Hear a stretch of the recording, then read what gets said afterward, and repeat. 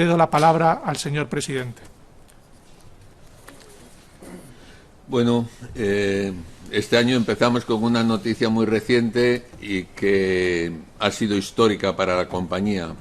Este es el anuncio que hicimos de que la FDA nos ha concedido la aprobación de forma acelerada y con priority review de Zepzelca, que es el nombre que le hemos puesto finalmente a la lurbinectedina, el nombre que nos aprobó la FDA para la lurbinectedina, para su comercialización, como saben, para el tratamiento en segunda línea de cáncer de pulmón de célula pequeña.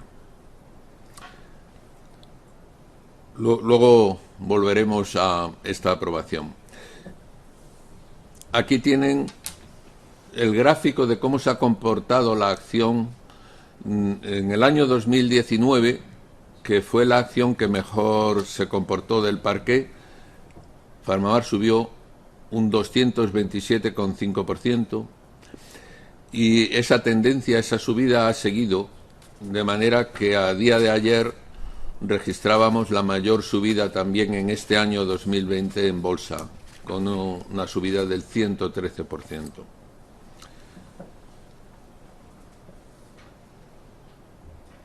Todas estas subidas, como se pueden imaginar, han sido muy relacionadas con el anuncio que hizo el año pasado la FDA de que nos daba un accelerated approval para la lurbinectedina en cáncer de pulmón microcítico en segunda línea.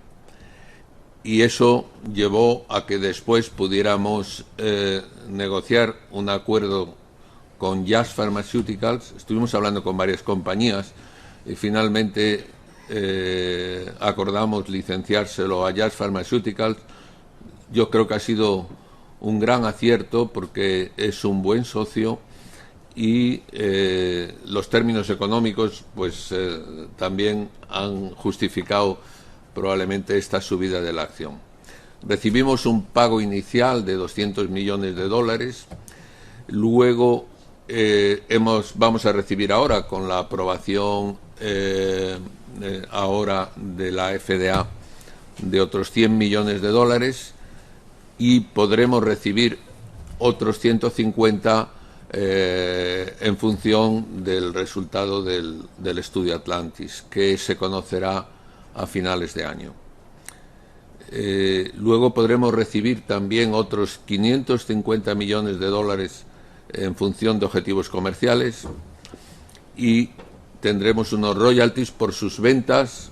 Van a empezar a vender muy pronto, probablemente de aquí a un mes o 2 meses estarán ya vendiendo en Estados Unidos, pues royalties de 2 dígitos hasta de un 30% máximo.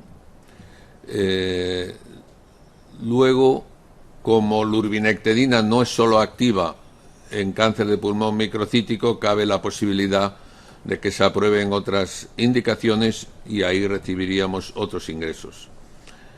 Nosotros conservamos los derechos de producción de Zepzelca y nosotros suministraremos el producto a Jazz Pharmaceuticals. Este acuerdo es histórico y es muy importante, y yo diría que significa un antes y un después de PharmaMar. Como saben, nosotros hemos desarrollado fármacos de origen marino. En eso somos líderes a nivel mundial y lo confirma esta aprobación de la lurbinectedina para cáncer de pulmón microcítico.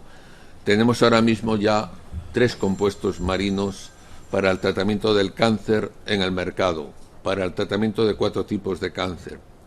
Hay muy pocas compañías de biotecnología, incluso en Estados Unidos, que de su propia investigación hayan logrado registrar 4 productos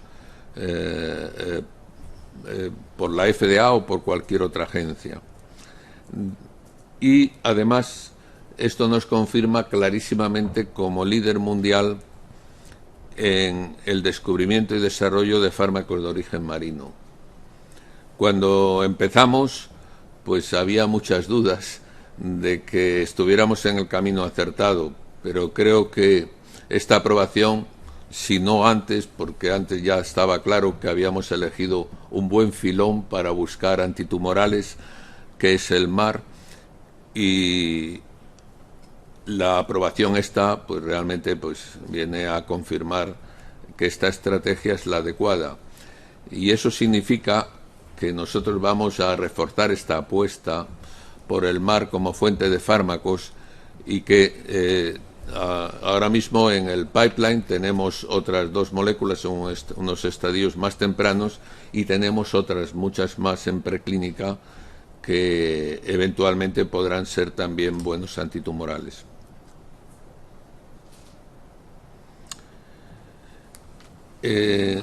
Lurbinectedina en SCLC es Small Cell Lung Cancer, es el cáncer de pulmón microcítico.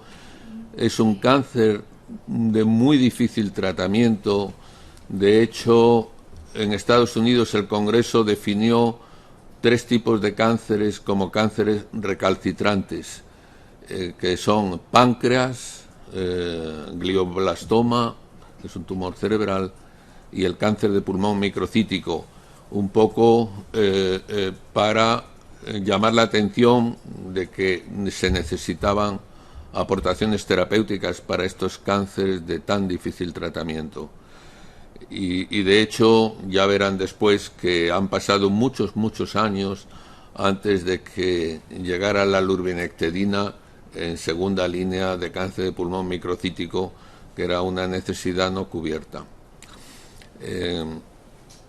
Los datos de este tumor son demoledores, pues solamente aproximadamente un 5% de los pacientes sobreviven más allá de 5 años.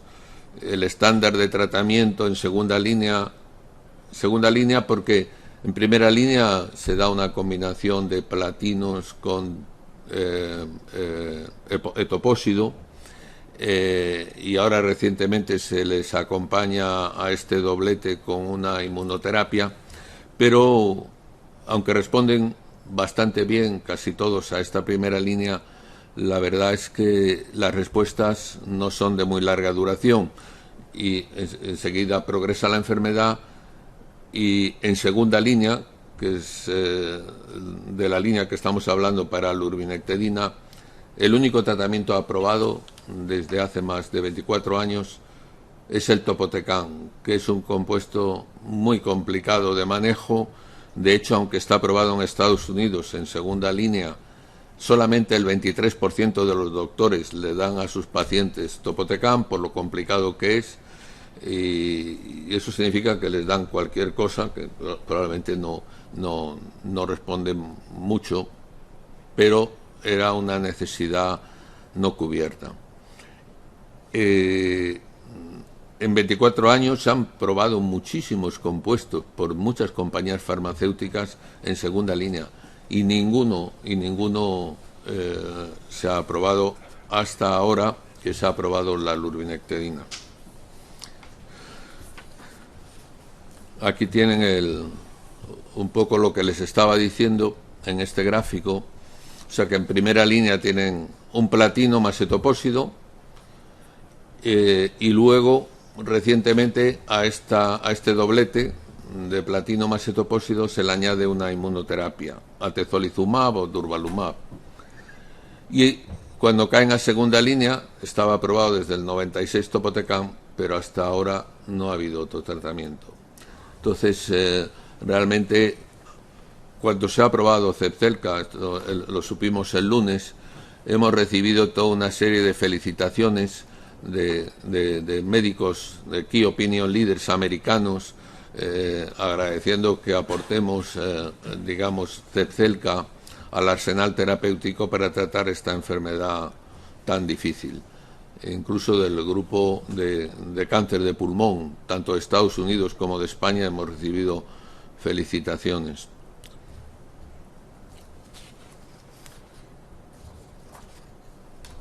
La aprobación es en monoterapia.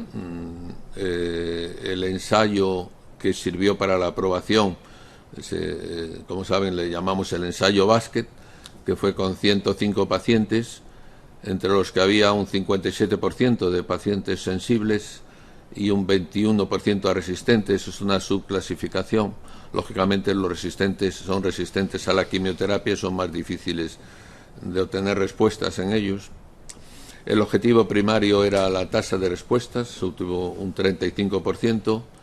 Los pacientes no tenían metástasis cerebral de inicio y la dosis que se ha utilizado de Lurbi es de 3,2 miligramos metro cuadrado.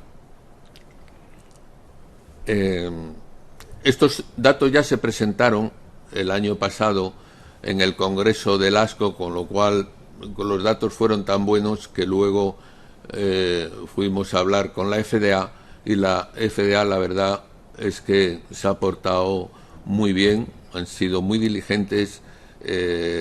También es cierto que los datos nuestros estaban muy claros, y el Priority Review, que normalmente significa que se compromete la FDA cuando da un Priority Review a revisar todo y aprobarlo en 6 meses, lo ha aprobado en 4 meses, de hecho 2 meses antes de la fecha prevista.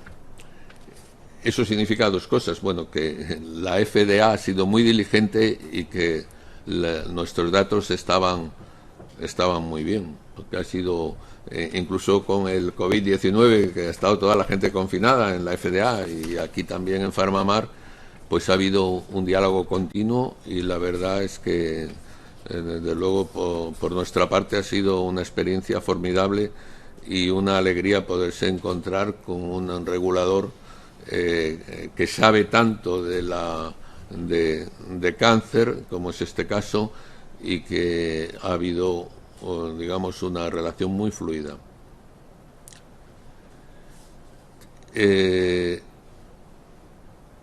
Este compuesto, además de ser activo en esta enfermedad, es bastante seguro. Eso también ha sido un factor muy importante. Fíjense las toxicidades que produce el topotecan y el CAV, que es otra alternativa que se utiliza, aunque no está aprobada, también se utiliza en esta enfermedad. Neutropenias febriles, anemias, trombocitopenia, bajada de plaquetas, neutropenias, sepsis y neumonía, lo que produce los fármacos que se estaban utilizando. Y como ven, la lurbinectedina es muchísimo más segura. Ven el dato de neutropenia, el de anemia, el de trombocitopenia, el de neutropenia y neumonías. De manera que, además de esto, prácticamente como ocurre con los demás compuestos marinos, resulta que la lurbinectedina ni produce caída del pelo, ni mucositis, no hay toxicidades de órganos. Realmente es un gran fármaco. Tenemos otro estudio, un estudio que iniciamos, es una fase 3 propiamente, es una combinación de 2 fármacos, nuestra lurbinectedina con doxorubicina, para el tratamiento también del pulmón microcítico, en segunda línea. Obtuvimos muy buenos datos en una fase 2 que hicimos, dando una supervivencia de 10,2 meses, y hemos hecho el estudio Atlantis, este estudio de combinación de doxo con lurbi, con 613 pacientes. Está muy estratificado.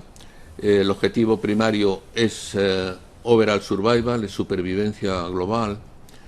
Eso significa pues, que hay que esperar todo un tiempo hasta que se produzcan, digamos, eventos que son fallecimientos, porque vamos a supervivencia.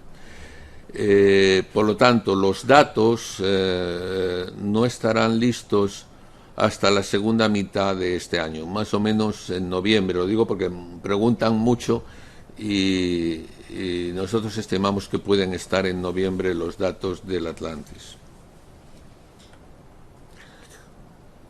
Bueno, estos son datos que tuvimos de unas fases 2 de la combinación de lurbinectedina con doxorubicina, que ya hemos comentado antes. Son los resultados que nos animaron a hacer esta fase 3, porque tiene muy buena actividad esta combinación. El diseño lo tienen en esta otra diapositiva. Se ha hecho en 20 países el estudio, en 150 hospitales. Los pacientes tienen que haber recibido un tratamiento previo con platino y luego se randomiza en un brazo, se compara con topotecan o con CAV, que son los dos tratamientos más usados en esta. Uno es el tratamiento aprobado y el otro es probablemente el siguiente más utilizado, que nos lo pidió la FDA porque CAV son letras de ciclofosfamida, adriamicina y vincristina, y adriamicina es doxorubicina. Entonces querían disociar el efecto de la doxorubicina de la combinación que tenemos en el brazo experimental, donde tenemos, aquí teníamos el antiguo nombre Cepsir, ahora es Cepcelca, es lurbinectedina con doxorubicina. Cuando, como la doxorubicina produce cardiotoxicidad y no se le puede dar un total más de 450 miligramos, pues una vez que se llega a ese nivel de doxorubicina ya se continúa, si el paciente está respondiendo, solo con lurbinectedina monoterapia con 3,2 miligramos metro cuadrado. Bueno, pues con esto acabamos oncología. Creo que es lo más importante decir que, además de cáncer de pulmón microcítico, lurbinectedina ha mostrado actividad en otros muchos tumores. Eso estaba puesto en una diapositiva del pipeline inicial, pero lo repito ahora. Lurbinectedina ha mostrado actividad en fase 2 en mesotelioma, en cáncer de ovario resistente, en el cáncer de endometrio y en sarcomas y en algún tumor más.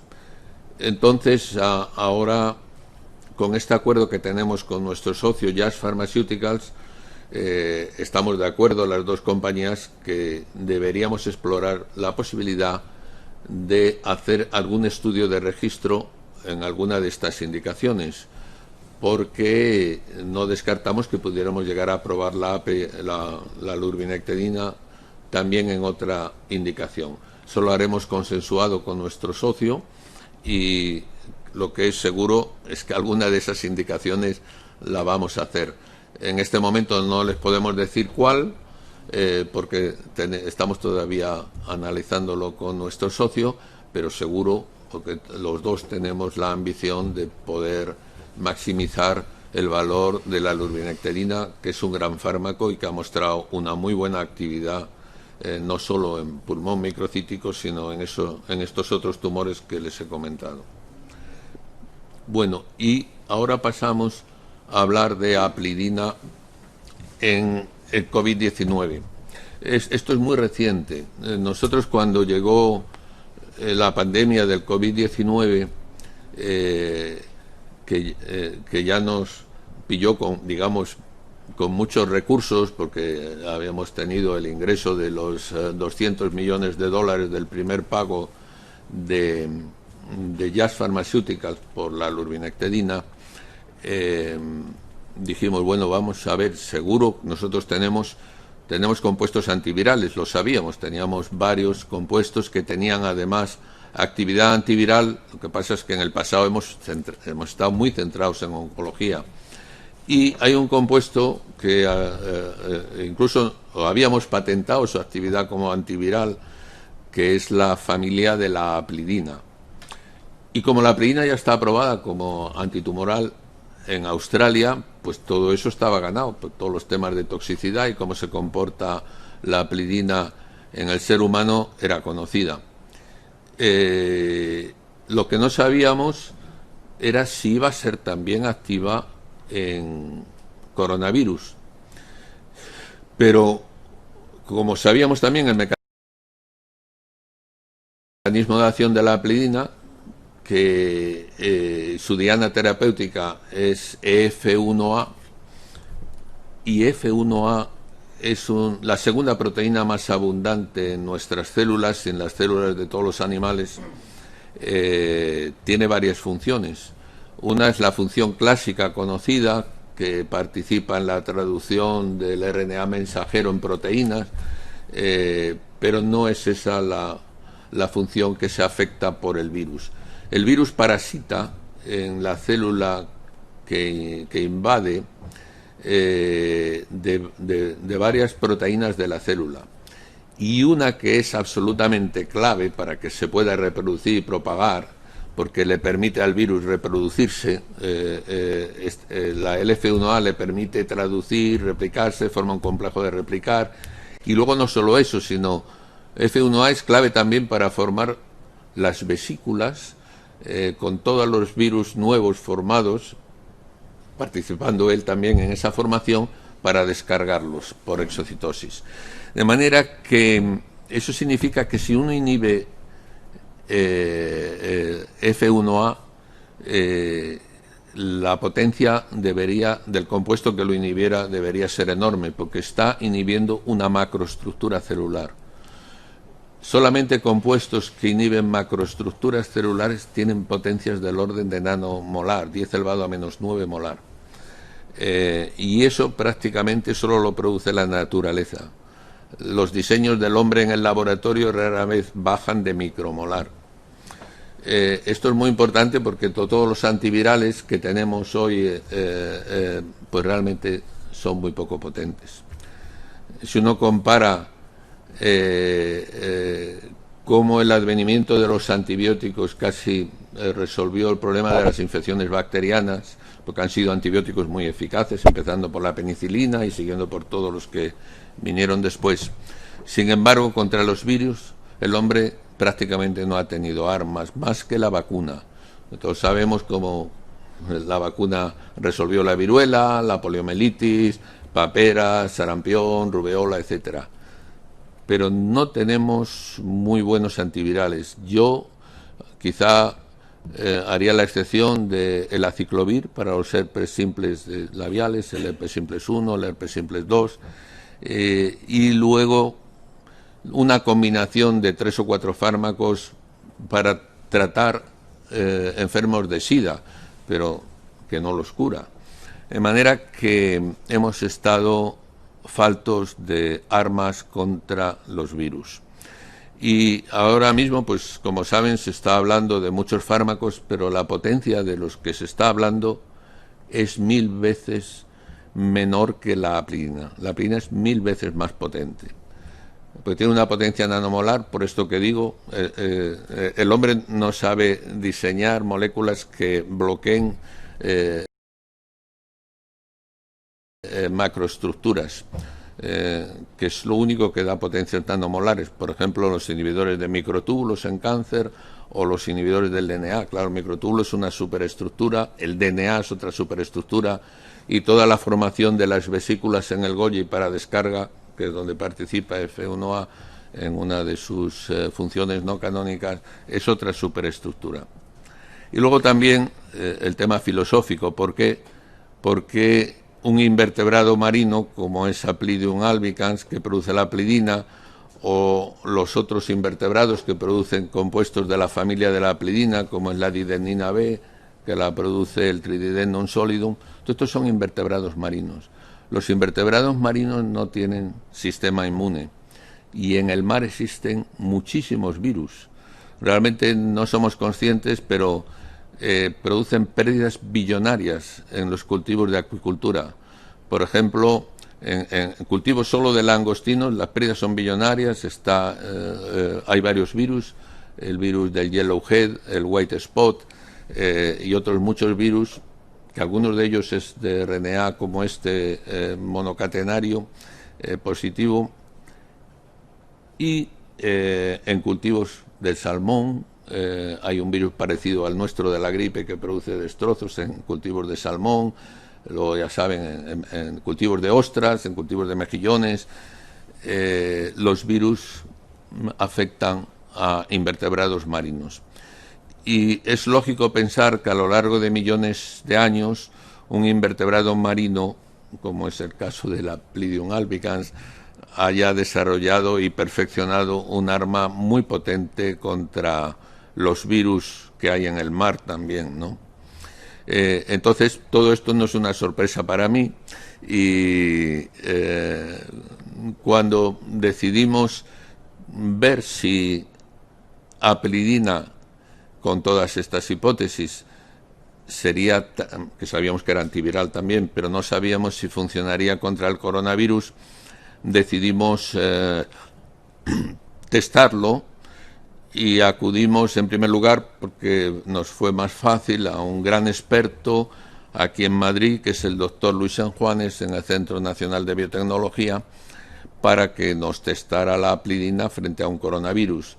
Aquí tienen en verde, aquí están las placas, en la parte izquierda ven, sin tratar con apelidina, como el virus crece, son todas estas manchas claras, y en cambio, cuando se da apelidina es que arrasa la placa, ¿no? A mí me llamó Luis Sanjuanes cuando tuvo el resultado y dice, bueno, esto es espectacular. Y luego, él lo hizo con un coronavirus, no muy patógeno, con el 229E, que era el primero que tenía a mano, pero luego hemos podido hacerlo con el SARS-1 y con el SARS-2 y ha vuelto a ser el mismo resultado, potencia nanomolar, 1000 veces más potente que el Remdesivir, la hidroxicloroquina y todos estos, y lo hemos hecho en el Hospital Mount Sinai de Nueva York, con el doctor García Sastre, lo hemos hecho con el Instituto Pasteur, que ahora veremos el resultado, que es muy bueno también, y con el doctor Clotet en Barcelona, en el Hospital Germán Trias y Pujol. Todos coinciden. Potencias nanomolares, 1000 veces más potente que los antivirales que ahora se están utilizando. Y aquí, esta otra diapositiva es del Instituto Pasteur de Corea. En esta diapositiva es un trabajo muy bien hecho, porque no solo nos dice que es 1000 veces más potente, ya ven, que la cloroquina, que el lopinavir, que el Remdesivir, que tienen potencias. Aquí la U es una mu micromolar, 9 micromolar, 13 micromolar, 8 micromolar, y la apelidina es nanomolar, 3 nanomolar. Toda esta diferencia ya la sabíamos de los otros estudios de Mount Sinai, del Hospital Germán Trias y Pujol, del Centro Nacional de Biotecnología, pero el Instituto Pasteur nos da un dato que es, si cabe, mucho más espectacular, que es la columna de la derecha. La columna derecha es el índice terapéutico, es la ventana terapéutica. La ventana terapéutica nos dice a qué concentración un compuesto mata el virus y a qué concentración mata nuestras células. Esa es la ventana terapéutica que tenemos, porque todos los productos tienen toxicidad. Lógicamente, cianuro puede matar todo, pero nos mata también a nosotros, no tendría ventana terapéutica cero. Y ven, las ventanas terapéuticas del Remdesivir, 6, lopinavir 3, cloroquina 16 y apelidina 129. Bueno, con todo esto nos decidimos a lanzar un ensayo clínico aquí en España primero, porque bueno, es lo que estaba más a mano, y el ensayo clínico ha empezado, pero nos ha pillado ya, cuando nos dieron la autorización, pues prácticamente no quedan pacientes, pero los primeros resultados puedo adelantar que son alineados con esto. No hay ninguna sorpresa, son para mí unos resultados buenísimos. Hay que esperar a acabar, digamos, el número de pacientes del estudio para comunicarlo. Pero mientras tanto estamos haciendo más cosas. Estamos muy confiados en la aplidina, que va a dar unos resultados formidables, y entonces estamos estudiando el inicio de un ensayo clínico en Estados Unidos y otro en Sudamérica, donde ahora hay muchos pacientes. No solo eso, estamos viendo que esta actividad de la aplidina, que se ha visto en todos los coronavirus, en el 229E, en el SARS-1, en el SARS-2, que son RNAs monocatenarios de sentido positivo, probablemente funciona en otros RNAs monocatenarios de sentido positivo.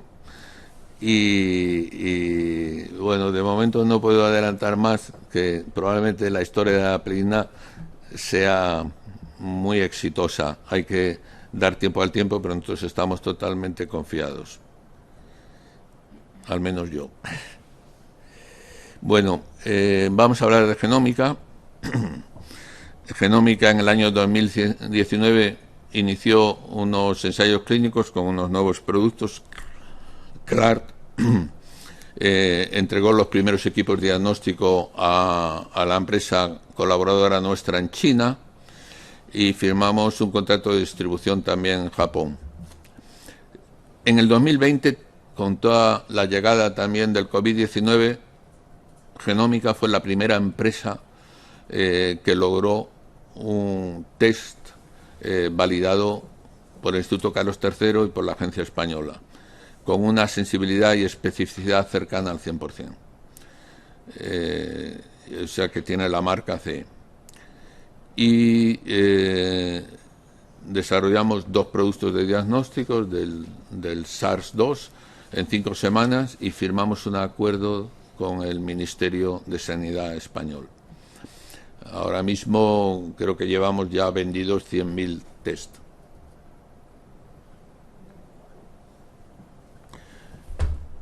Sylentis. En Sylentis, como saben, estamos diseñando, está preparado y se lanzará probablemente en la segunda mitad de este año un estudio nuevo de una fase 3 en ojo seco, probablemente centrado sobre todo en síndrome de Sjögren. En glaucoma seguimos a la espera de buscar una buena combinación para el Vamosirán y tenemos un producto muy interesante para la degeneración macular que está en una fase preclínica y que esperamos entrar en clínica también este año.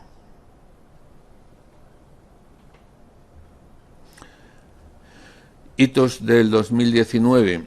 Bueno, como saben, desinvertimos en el sector de la química de gran consumo y nos centramos fundamentalmente en el negocio de oncología. Hicimos un esfuerzo inversor importante en lurbinectedina, que ha culminado ahora con esta aprobación acelerada, y hemos tenido un año muy activo en la firma de acuerdos de licencia, porque además de la licencia para Estados Unidos, nosotros firmamos el año pasado una licencia para China con Luye Pharma, y tenemos varias también en Australia con STA y Nueva Zelanda, y también con Megapharma para Israel, y estamos ahora en conversaciones para licenciar otros países, sobre todo porque hay un interés enorme en lurbinectedina. No lo he dicho, pero lo digo ahora, la lurbinectedina, antes de ser aprobada el lunes pasado, ya tenía una demanda formidable de usos compasivos. De hecho, tenemos cerca de 400 usos compasivos en 9 meses, es decir, que ya los médicos de alguna manera la estaban demandando para sus pacientes.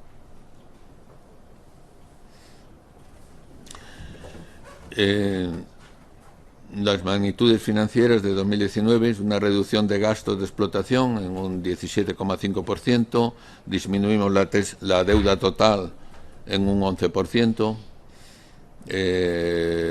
tuvimos un ingreso en tesorería por las desinversiones del sector químico de 33,4 millones, el resultado fue de 11 millones con 4 negativos, y esto ha quedado completamente desfasado porque aunque suscribimos el contrato con Jazz en diciembre, el pago no lo hicieron a mediados de enero, de manera que eso entró en el 2020 y no en el 2019. Les doy datos también de información no financiera. Tenemos 487 empleados en el grupo, de 15 nacionalidades diferentes, 99% con contrato indefinido, 58% mujeres. Hemos invertido 53,6 millones en I+D, el 90,7% de ello en oncología, 3,9 en diagnóstico y 5,4 en RNA de interferencia. Tenemos colaboraciones con asociaciones de pacientes y fundaciones. Tenemos 19 acuerdos de licencia. Colaboramos con muchas universidades, hospitales y centros públicos.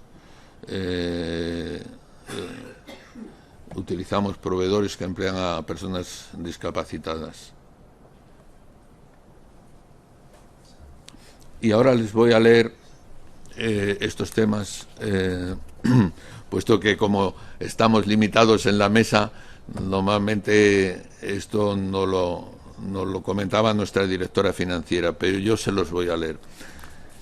En sesión del Consejo de Administración, celebrada el 23 de octubre del 19, se acordó modificar la composición de la Comisión de Seguimiento del Reglamento Interno de Conducta en materias relacionadas con el mercado de valores y, en consecuencia, se modificó el apartado 1 del artículo 15 de dicho Reglamento Interno de Conducta. Finalmente, se acordó aprobar un nuevo texto refundido del Reglamento Interno de Conducta en materias relacionadas con el mercado de valores. Recomendaciones del Gobierno corporativo. De conformidad con el IAGC 2019, sobre un total de 64 recomendaciones, la sociedad siguió 42 de las mismas. 8 las siguió parcialmente y 7 de sus recomendaciones no las siguió, explicando las razones para ello en el IAGC, no siendo además aplicables en el ejercicio 2018 a la sociedad 7 de las referidas 64 recomendaciones. Muchas gracias.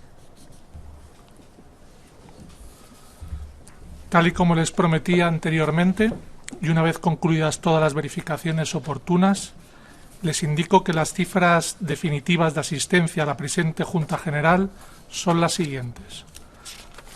Accionistas presentes, 106, titulares de 38.986.160 acciones, que supone el 17,510% del capital social. Accionistas representados, 414, titulares de 49.313.942 acciones, que supone el 22,1487% del capital social. En total, asisten 520 accionistas, titulares de 88.300.102 acciones, que representan un 39,6588% del total del capital social.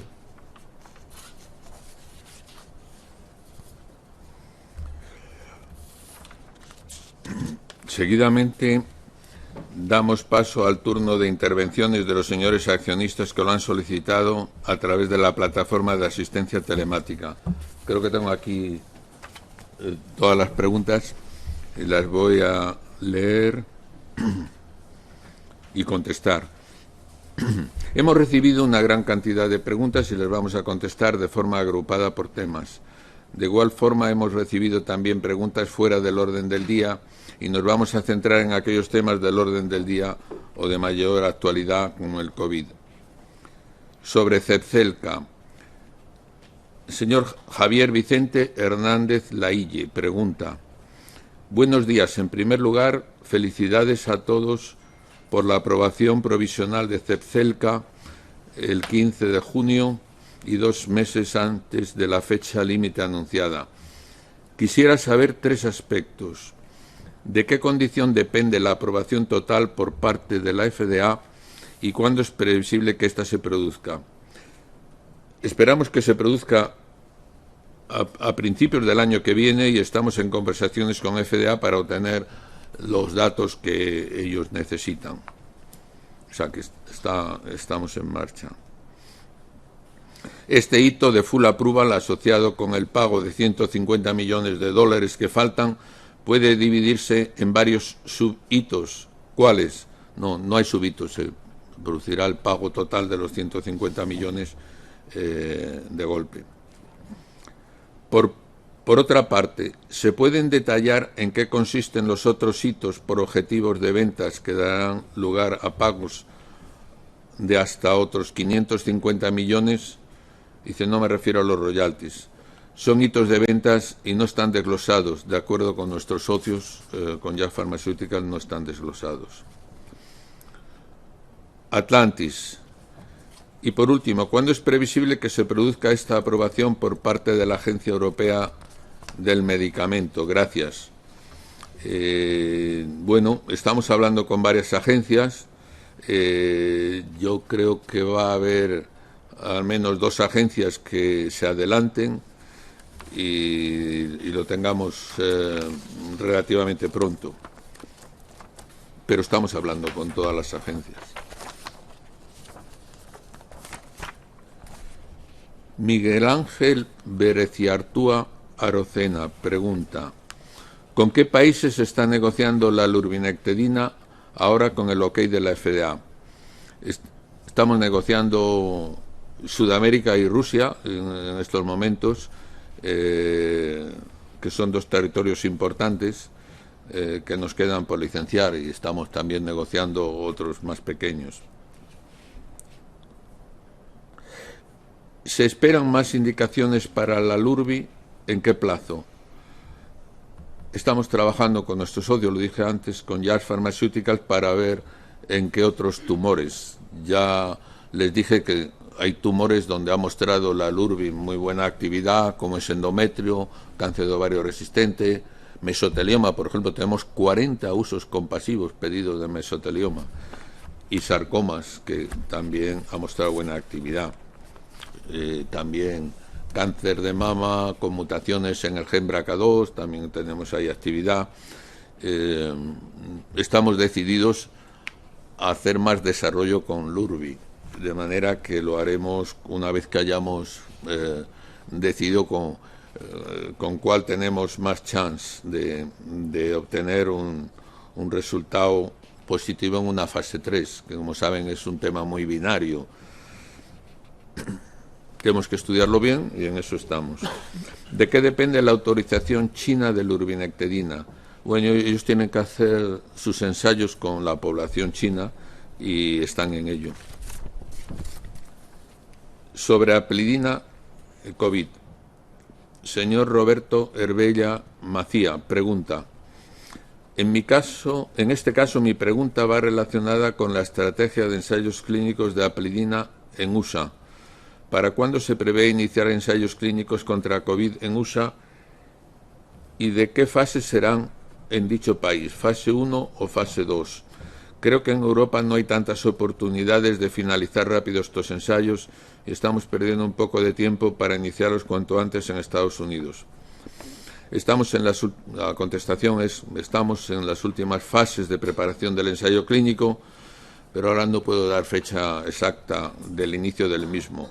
Estamos preparando un estudio de fase 2. Señor Fernando Monllor Herrero,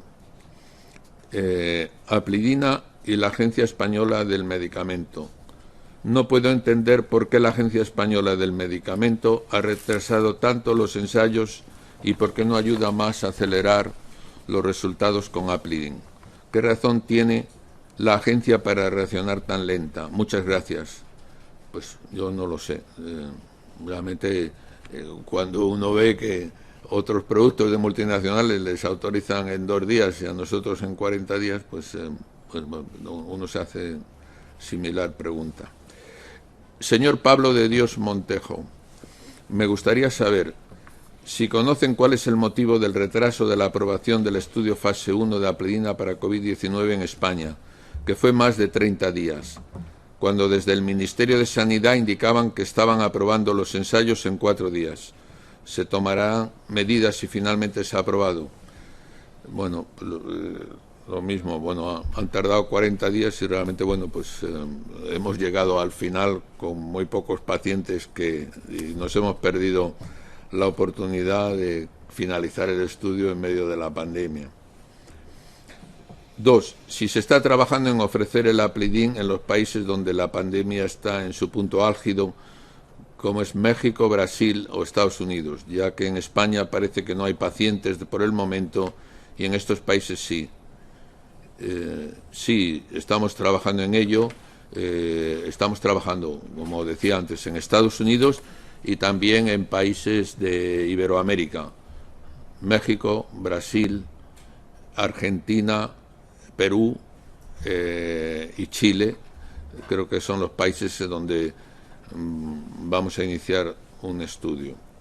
Estamos trabajando en ello.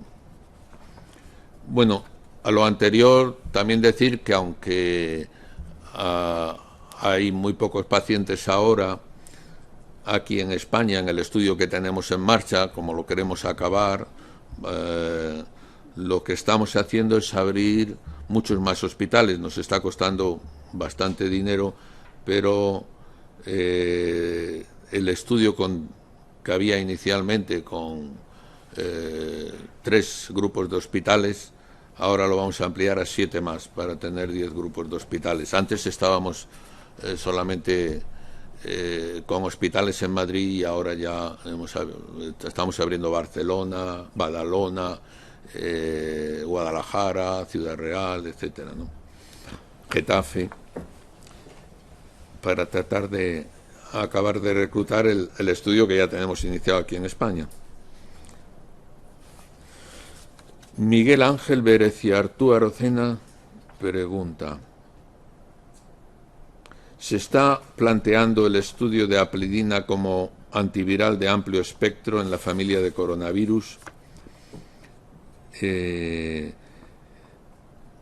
la familia de coronavirus los otros 2 patógenos son el SARS-1, que no tiene actividad, y MERS, pero ahí de momento no tenemos planteado hacer nada. Sin embargo, en otros virus RNA monocatenarios positivos sí estamos estudiando la posibilidad de hacer algo.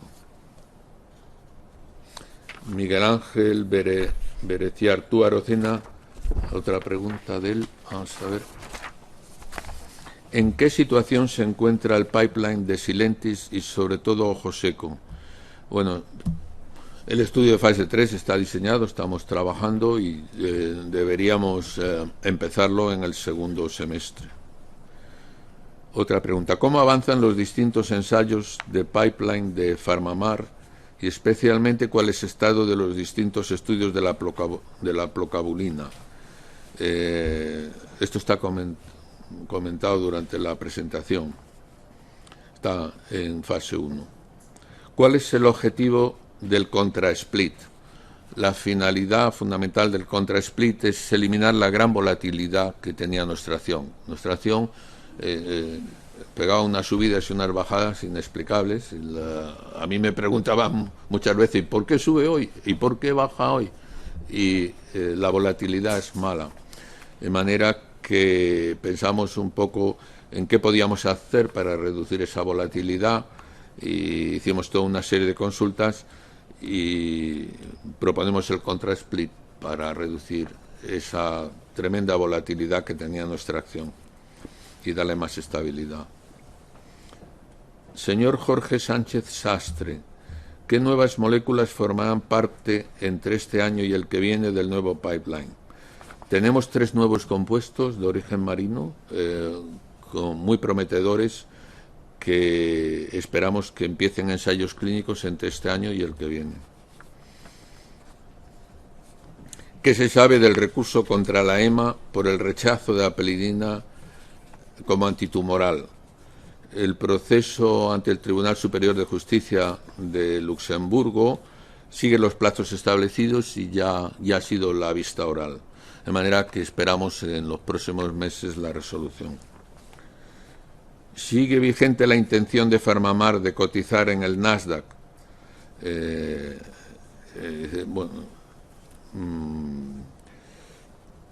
Sí, lo que pasa es que ahora tenemos que ir paso a paso y ahora tenemos mucho dinero y tenemos que saber cómo emplear este dinero, que lo que haremos es reforzar las líneas de investigación, que es lo que sabemos hacer, y también buscar licencias para Europa de algún antitumoral. Si no tenemos necesidad de dinero como para hacer una IPO, tenemos que pedirle a los inversores y explicarles para qué queremos el dinero. Lo primero que tenemos que tener es la necesidad del dinero.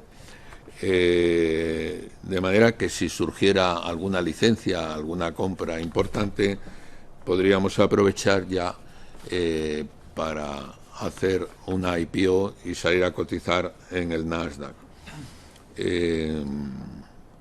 También podría ocurrir que hubiese una compra de una compañía que pudiésemos comprar en Estados Unidos y ya con eso estaríamos cotizando.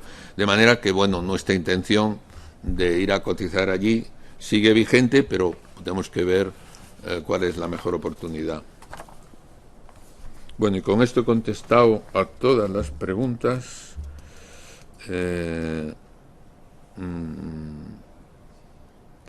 Bueno, decir que las preguntas formuladas por accionistas a través de la plataforma de asistencia telemática que no hayan sido contestadas en la presente Junta serán contestadas por escrito durante los 7 días siguientes a la Junta, con arreglo a lo previsto a la Ley de Sociedades de Capital. Procede ahora, una vez terminado el turno de preguntas de los señores accionistas, someter a la aprobación de la Junta General las propuestas de acuerdos sobre los puntos del orden del día que ha formulado el Consejo de Administración. Tiene la palabra el señor secretario.